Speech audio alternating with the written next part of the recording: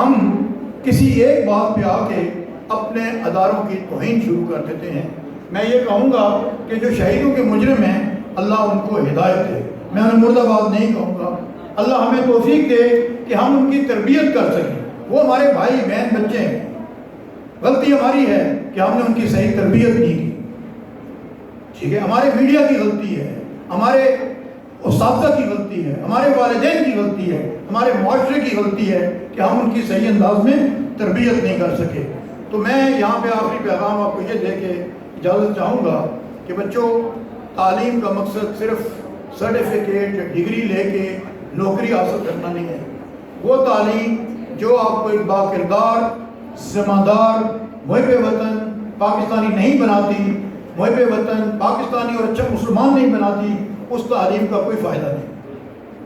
تو برائے مہربانی اپنی تعلیم پہ اس اینگل سے توجہ دیں۔ میں اساتذہ کرام